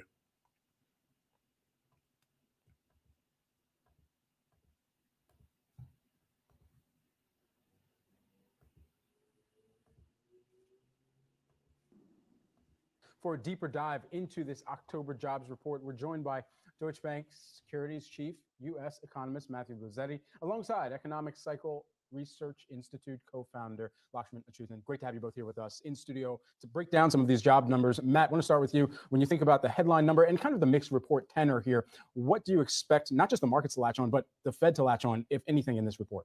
Yes, first, thanks so much for having me. It's great to be here in person. I think the key takeaway is job gains are still really solid. They're actually way too high, I think, from the Fed's perspective. Average hourly earnings were a bit stronger than expected, up 0.4% month on month. You tend to get these discrepancies between the household survey and the establishment survey, and that's what I think is driving the unemployment rate higher, even though labor force participation rate came down. And so I think the key story from the Fed's perspective, from the market's perspective, should be this is certainly nothing that pushes back against the higher terminal rate that Chair Powell was talking about last week. Lakshman, it was fun sitting next to you guys, by the way, and hearing you sort of react out of the corner of my ear as we were getting this. And I think the unemployment rate was the number that perhaps you reacted to the most at 3.7%. Sure, and that's why it's a mixed bag, right? The headline is higher than expected, but the unemployment rate is a little hotter than expected too.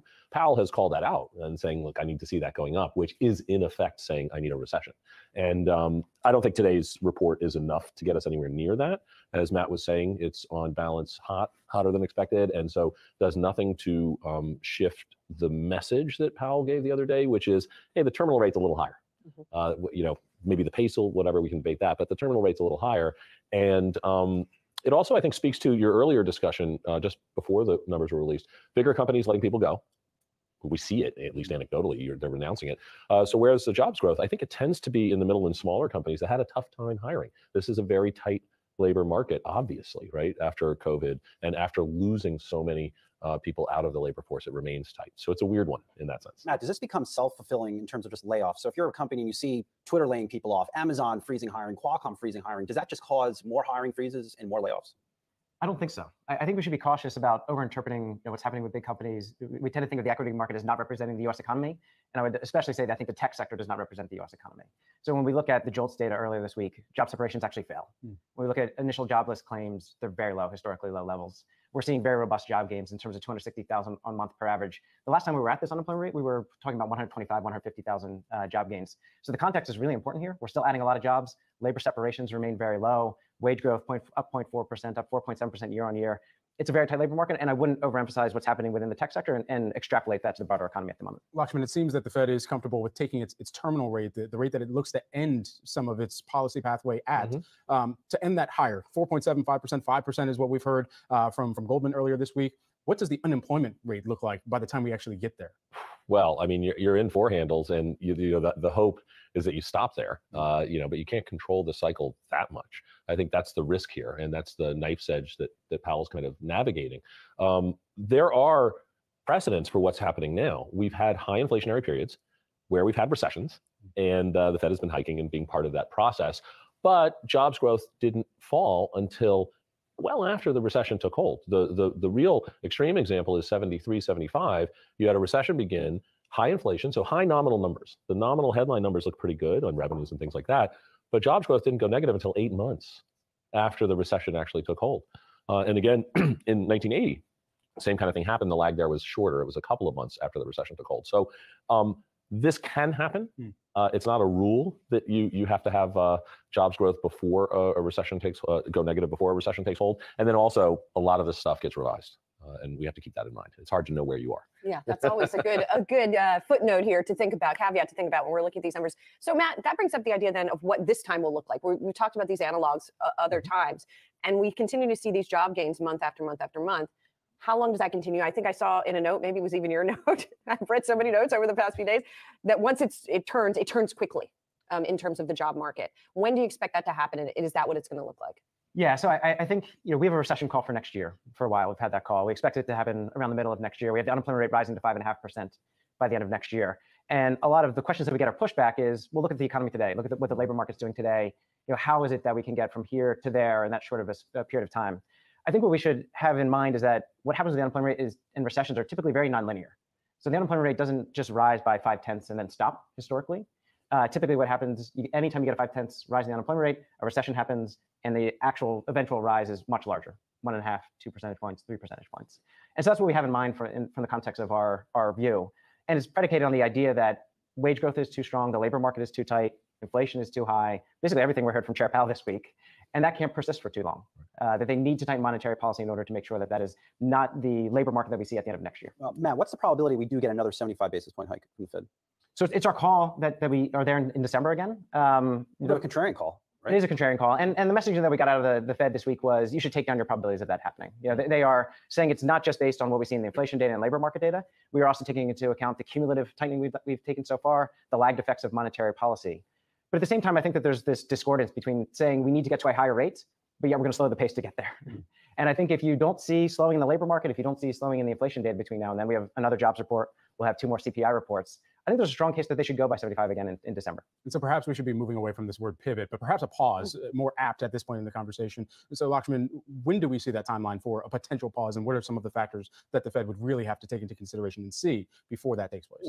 Well, at the beginning of the year, we were on the same view that there's going to be a recession. They're going to push the rates up pretty high because of catching up on inflation. And so when do they stop?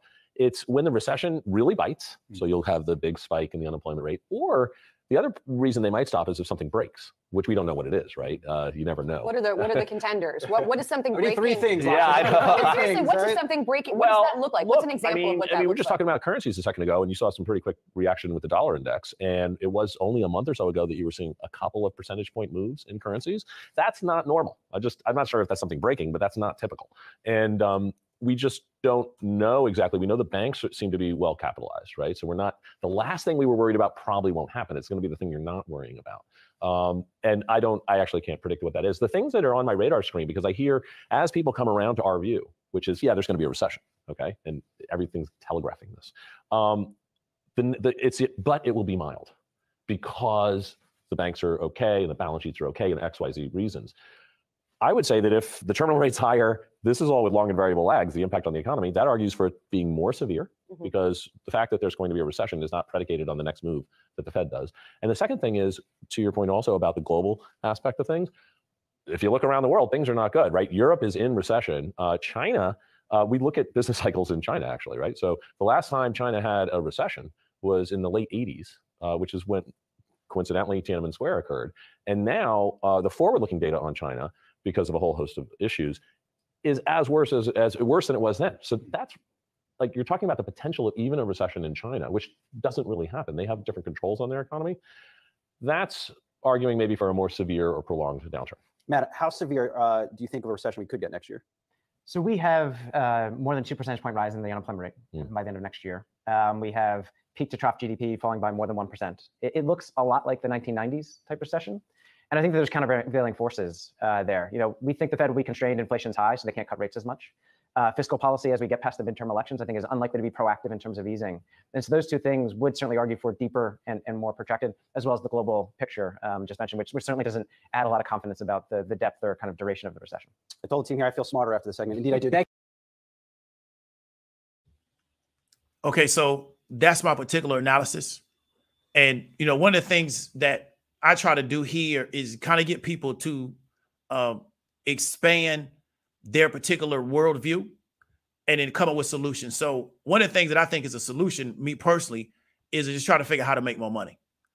Because what I don't like to do is, you know, follow like survival channels. And all we do is talk about food shortages and yada, yada, yada, yada, yada. But we never figure out how to make more money, because to me, the solution to the problem is going to make more money. It's not going to be just to worry about what's coming around the corner. Is what can I do because I believe this is coming around the corner, right? Therefore, if I believe that we're going to go 5% unemployment, we're going to go into a recession, it means that I have to develop skills that are going to allow me to make more money to offset the increases in my cost of living. Not to watch a million YouTube videos by somebody that's trying to sell me into survival products, right? Or to talk about the dollar not having any value, but the person still sells their products and services in dollars. I'm not interested in any of that, right? I'm interested in figuring out, okay, we know that inflation is most likely going to go up. We know that it's very likely that we're going to go into some level of a recession. We don't know how long it's going to be. And then we know that historically, unemployment spikes after the recession often happens. Therefore, we can go into a recession and then we won't see the spike in unemployment until later.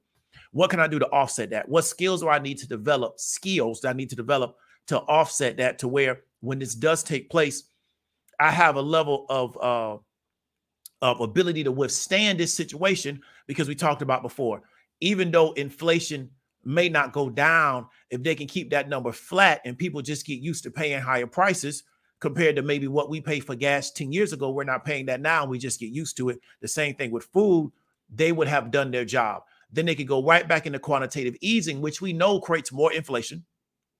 And then they can just continue to push the ball down the field, because the goal is to really to keep everybody working and paying taxes. The goal isn't really for them to improve your standing of living. It's to keep everybody working, to continue to pay taxes, to make sure that the military stays funded, and to make sure that the government has the ability to continue to sell their treasuries out to the rest of the world, because the United States taxpayer is going to back up the securities with that particular labor. That's really the goal. That's what I want people to really understand. However, you need to become unemployed to stop inflation. So if you're in one of those groups where you're very vulnerable to this, I would ask myself, what skills do I need to develop? And if you want to utilize my skill, there's something that you can utilize. Because what I did was I made money off Chairman Powell talking, right? Because I know how to work the game that way, right? And that's what I want people to understand. I don't care what this guy talks about. I care how the market responds to it. And I know how the market's going to respond to what he says based on market sentiment.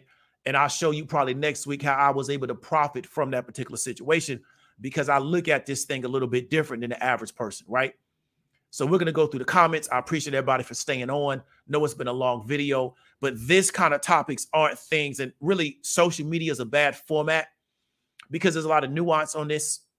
And this stuff has to be kind of meticulously looked through. And it's like I said, it's very much meat and potatoes.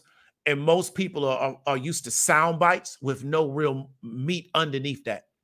So they're used to eating like white bread that hits your body and turns into sugar, but they get that rush, but with no real meat in between that bread. So when you start serving them meat, you know, they like we used to say back in the day, you don't feed a baby steak. Why? Because they can't eat it anyway. So that's why a lot of people don't realize why they don't get fed steak. And I'm not talking about the physical steak, but I'm just saying from a metaphorical standpoint. We used to say back where I'm from, don't feed a baby steak because you're wasting your time. And I think a lot of people really need to ask themselves why all the information they get presented is just white bread, right? It's bleached flour, right? and they're not really getting fed any real meat and potatoes. And it kind of can be because of how they perceive that information and how they respond to it. So let's get through the comments and we're going to get up on out of here. So let's start at the top because I know we had got some super chats. So Katrina says, you watched this conference at least 3 times. Yeah, I took notes. I took a second stage of notes just for this video. I watched this probably 3 or 4 times. To me, this is one of the better ones because I like the questions that they asked. I thought they really asked very specific questions. And I keep saying, look at the tone of this conference. It's not people yelling back and forth. It's not that type of stuff we see when people talking to the press secretary of the United States. Even the Fox News reporter knew how to conduct themselves there.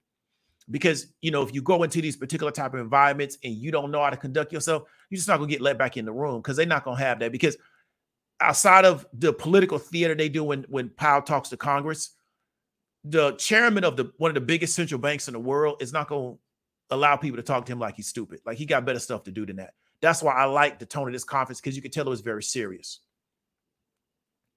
What's up, Miss Phoenix? I appreciate you coming through. So using the details, they're playing our face and be like, we told you what we were doing. Definitely. And they do this all the time. Is that we don't pay attention to, like I was telling people, your city council, they do the city planning in public. They have to present the plans in public, but the average person is not interested. And then when they start getting gentrified or they start using eminent domain to take people's property, people say, well, what's going on? But they told you 10 years ago that they was going to change this part of the city. So appreciate it, Miss Ty. Glad that you get some value from it. Appreciate it. Right. She says the course is worth every penny if you're on the fence. Definitely. Try to make the course worth more than what people are paying for it.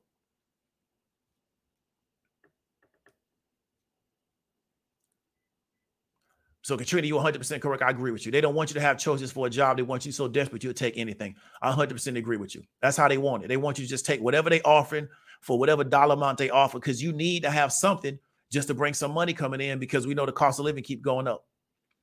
Right? And you're 100% correct. The job will go to the person who accepts the least amount. And that's the reason why they keep letting people into this country. Right? That's why none of these politicians are going to ever stop it because capitalism needs these people because they don't want people to demand more for work. Let's bring in a whole nother subset of people that we know would take these jobs for way less money and let's hire them. Right? But they can play the political football, but they're not trying to stop it. Because it's easy to stop what's going on the south of the border. You can put the military down there.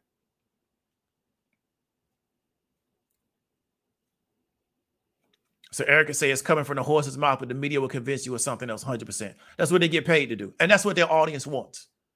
Most of these major platforms, because of their audience and how they see the world, they can't talk about this. They got to present it a certain way.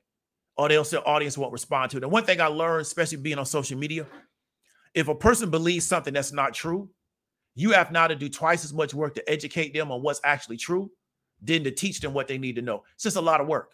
So what most people will do with their platform is just play into somebody's ignorance. Because if a person believes something that's 100% incorrect, they'll fight me over what's incorrect. It don't matter that I know what I'm talking about.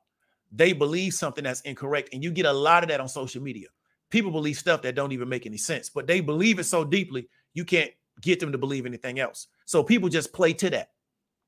They don't try to teach you the right thing. They just play to what you already believe and they just feed you that and then you give them money. And that's how the game works.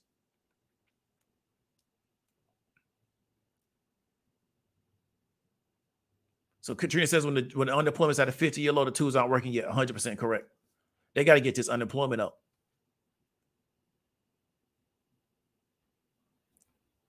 So Trey, appreciate the $20 super chat, man. Mr. Moore, appreciate the $19.90 super chat. Appreciate you for coming through. GC, what's going on with it?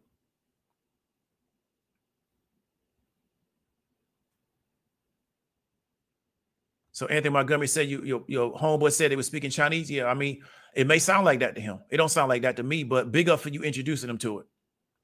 Ray Gunn, appreciate the $2, man.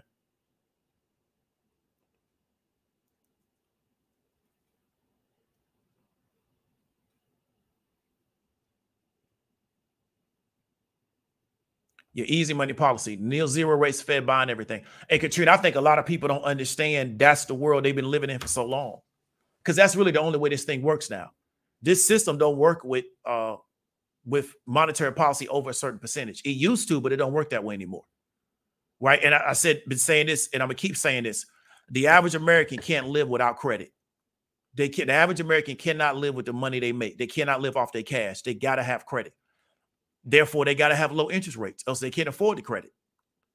And that's why, to me, they trapped in this system. They got to keep floating cheap credit because the average American can't live off the cash they make. They can't afford it. And then they can't live with high credit because on that video with Yahoo, they were talking about something breaking. I think we go into a credit crunch. And if we go into a credit crunch, they have to reverse the policy because they can't run America if the credit markets don't work because everybody needs credit.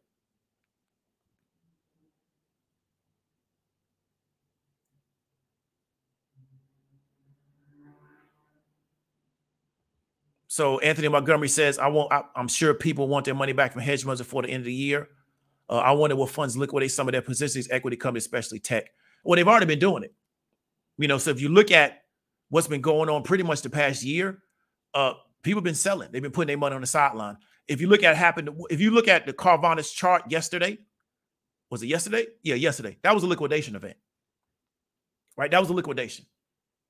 So you've been seeing people that they've already been liquidating that, but that was a liquidation event. What you saw happen to Carvana yesterday, what you saw happen to Funko, I think that's the name of that toy company. We've seen a lot of liquidation events over the year gradually, but then what you saw happen to Carvana was essentially they pretty much, I think they traded almost half the float in one day. That's a liquidation event. So there's been a lot of liquidation. People have put their money on the sideline because they realize it's better to sell now than to sell later and get way less for it because they realize that this stuff was overpriced, especially a lot of these tech stocks. They're really overpriced. So Miss Rashida 9 says there are forces actively plotting against the working class and calling for less jobs right in people's faces. Yeah, definitely. But they know how to keep the working class distracted. But the working class doesn't care about this kind of stuff. They're not interested. Because the only goal the only reason we need a working class in America is to keep paying taxes, support the military, and then support certain government projects. They don't need you other than that. So it's just, what can we do to keep you happy enough to keep working, to keep paying us our taxes? That's the only reason they need you.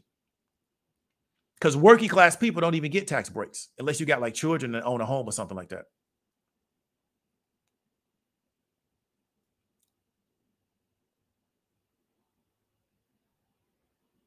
Yeah, basically, yeah. That's basic. No money in the bank and you can't get a loan. And then they'll figure, okay, now we can come back with the easing. But they need everybody to spend their little piece of money they still got. There's a lot of money still in this economy, right? Still in there.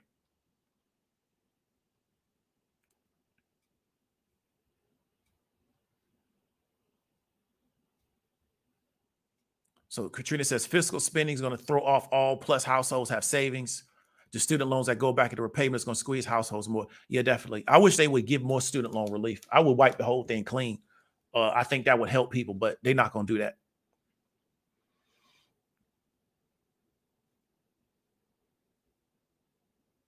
So GC says, I wonder if this plays out like Volcker, the way they play this game and then realize it's not having an effect in their boom. Yeah, we'll see. I said a long time ago, I wish they would have came out the gate with 1%. Maybe do like 1% raises, get it to 2%, and then see how the economy adjusts to it.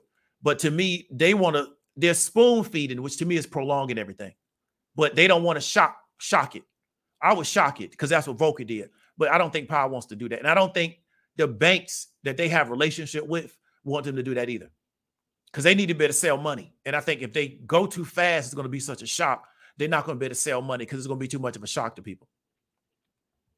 So Katrina says, every small business I know is struggling to get employees. Yeah, we're seeing how this really robust labor market is impacting small businesses. The top people don't really have an issue, but it's the businesses in the middle, which is the majority of people that do the majority of the hiring. They're having that issue of finding people that want to work because people want a lot more money now.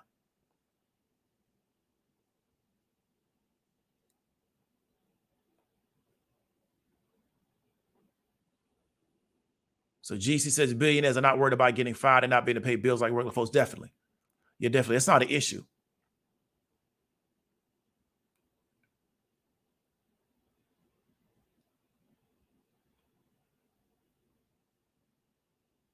So Katrina says, I lived in a city where they mail us a city budget annually. So that's dope. I wish more cities did that, but most people weren't going to read it anyway. So they probably had to do this probably in their city charter. And they knew like, we can mail it to these folks. They're not going to read it, you know, because I read the Uvalde budget to see how much money that the police department was getting. But most people weren't going to read it because they were saying that it was defunding the police. And I was like, man, the Uvalde was getting like 40% of the city budget. They weren't getting defunded. They getting almost half the city budget. So they know if they put it in print, people are not going to look at it. So Katrina says the military is here on the border. They're busting them to sanctuary cities. Okay, I ain't know that. You know, because I really believe they can stop a lot of this stuff coming over the border if they put a strong military presence there. But I know that they need these people coming over because I didn't know until I started traveling a lot more how many businesses need that labor, because you got immigrants, and I'm not going to say they're illegal because I don't know, but they are immigrants all the way up in Maine doing crab. They in Maine, they in like in northern New York working in like farms and stuff. It's everywhere. And a lot of those businesses, I know they in Alabama picking watermelons. They really need that labor. And that's why I said there's no economic incentive to really shut that border down and make it to where people can't get over, because I know they can do it. America has the ability to engineer at such a high level. They could, you know, they could put robots on the border and have it be like on another level. But I just don't think they really want to do that because they need more people coming in to create more surplus labor.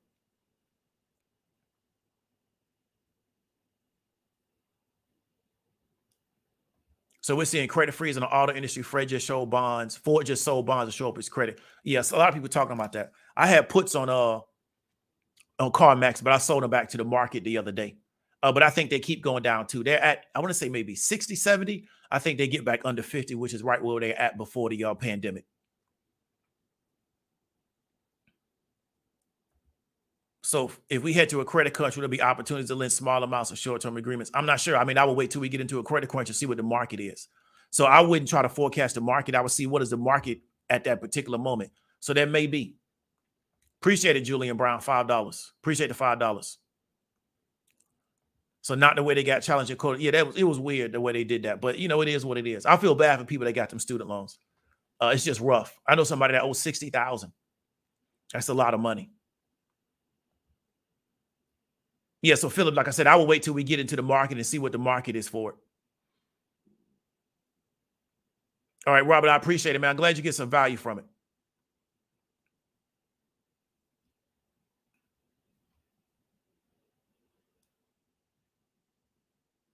Yeah, Mika says, yeah, they're looking at defunding police. If you look at the numbers, police, yeah, it was just, that was a political football. But if you actually look at the budgets, there were some markets where they did defund, but it wasn't the majority of the police departments, because the police departments, their unions are so strong politically, it's going to be very difficult to take money from them. That's what people don't understand. Police departments are organized labor. They're not individuals competing, you know, negotiating their own individual pay situation. It doesn't work that way. They're organized labor. It's hard to take money away from organized labor because they're going to fight for it, which is what they should do. So that was a big, but if you actually look at the budget, yeah, nobody wasn't defunding no police, man. I look at budgets. We read balance sheets. That's what we do here. We don't just go by what the media tells us. Katrina says, I know 2 people that was $60K. Yeah, I know people owe more than that, but I spoke to somebody not too long ago that was $60,000. You know, it's a lot when you're trying to pay all these bills and service that debt. I wish they would just wipe it clean, but they not. But I wish they would, because it'll allow people to get a fresh start. And I don't care about what they do after that. It's just take that off the books. And that's how you can help people. But, you know, it is what it is. That's just my own opinion. And I don't have no debt. I still want people to get to debt, because if they take the debt away, it don't change my situation. So I don't understand what the problem is. And the banks can write it off, because the thing about debt, especially consumer debt, which is what a student loan is, when you owe it for a long period of time, banks can write it off. I don't want to get into it because I'll go to prison if I really teach people about how the credit markets actually function. But when you owe unsecured consumer debt for long periods of time, trust me, like the bank's not on the hook for the debt anymore. And I don't think people really understand that. And they don't want you to understand it, so you participate in what they got going on. But, you know, I've known people that was in their 40s that still own their college loans from their 20s. the banks can write that off. The banks don't need that money anymore, but they're going to make you pay it. That's how they control you.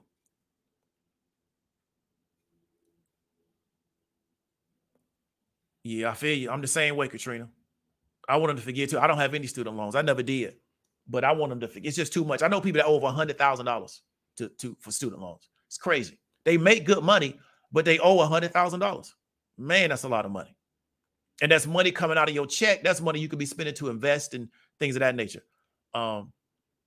It's just crazy. It's really wild, but that's just the system that we in.